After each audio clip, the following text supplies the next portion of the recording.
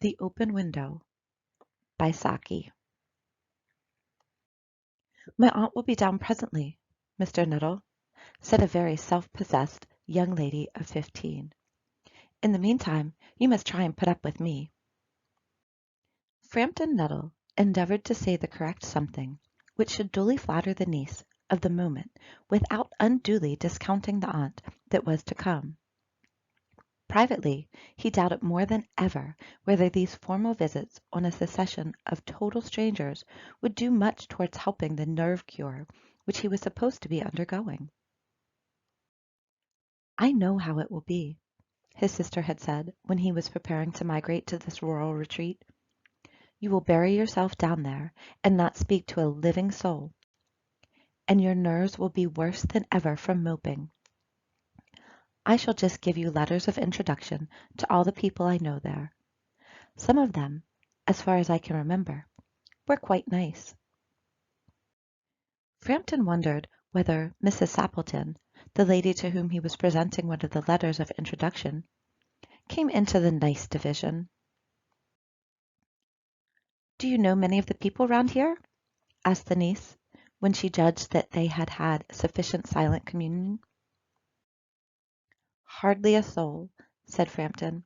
"My sister was staying here, at the rectory, you know, some 4 years ago, and she gave me letters of introduction to some of the people here."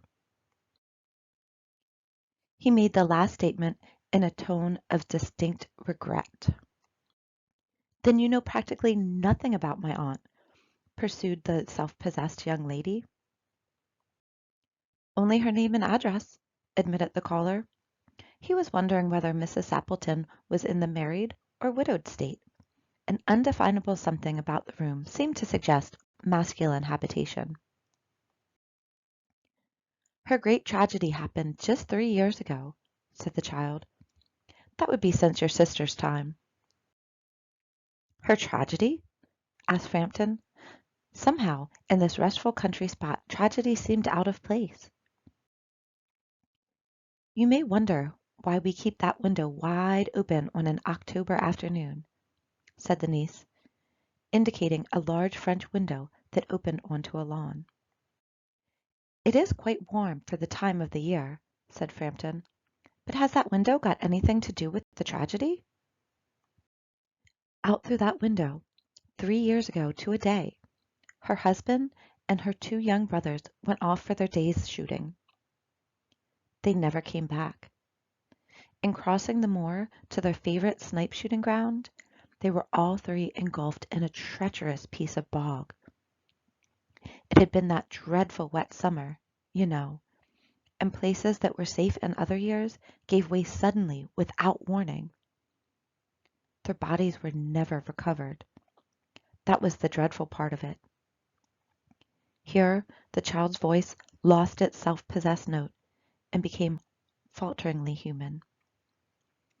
"Poor aunt always thinks that they will come back some day.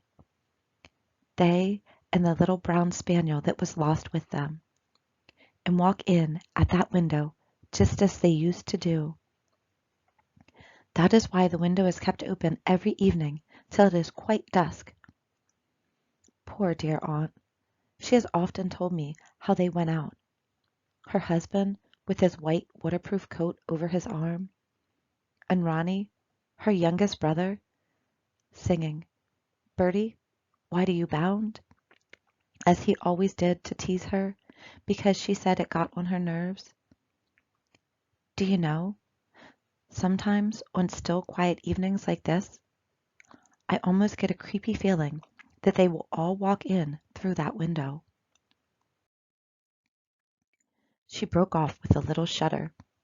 It was a relief to Frampton when the aunt bustled into the room with a whirl of apologies for being late in making her appearance. "I hope Vera has been amusing you," she said. "She has been very interesting," said Frampton. "I hope you don't mind the open window," said Mrs. Sappleton briskly. "My husband and brothers will be home directly from shooting, and they always come in this way. They've been out for snipe in the marshes today, so they'll make a fine mess over my poor carpets. So like you menfolk, isn't it? She rattled on cheerfully about the shooting and the scarcity of birds, and the prospects for duck in the winter. To Frampton, it was all purely horrible. He made a desperate, but only partially successful effort to turn the talk onto a less ghastly topic. He was conscious that his hostess was giving him only a fragment of her attention, and her eyes were constantly straying past him to the open window and the lawn beyond. It was certainly an unfortunate coincidence that he should have paid his visit on this tragic anniversary. The doctors agree in ordering me complete rest, an absence of mental excitement, and avoidance of anything in the nature of violent physical exercise, announced Frampton, who labored under the tolerably widespread delusion that total strangers and chance acquaintances are hungry for the least detail of one's ailments and infirmities, their cause and cure. On the matter of diet, they are not so much in agreement, he continued. No? Said Mrs. Sappleton, in a voice which only replaced a yawn at the last moment. Then she suddenly brightened into alert attention, but not to what Frampton was saying. "Here they are at last!" she cried. "Just in time for tea. And don't they look as if they were muddy up to their eyes?" Frampton shivered slightly and turned towards the niece with a look intended to convey sympathetic comprehension. The child was staring out through the open window with dazed horror in her eyes. In a chill shock of nameless fear, Frampton swung round in his seat and looked in the same direction. In the deepening twilight, 3 figures were walking across the lawn towards the window.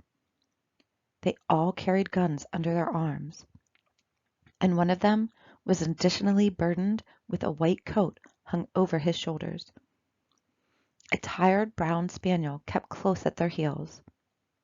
Noiselessly they neared the house, and then a hoarse young voice chanted out of the dusk, "I said, Bertie, why do you bound?"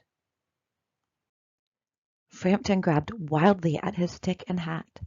The hall door, the gravel drive, and the front gate were dimly noted stages in his headlong retreat.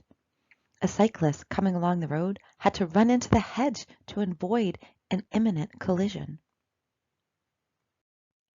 "Here we are, my dear," said the bearer of the white mackintosh, coming in through the window. "Fairly muddy, but most of it's dry. Who was that who bolted out as we came up?"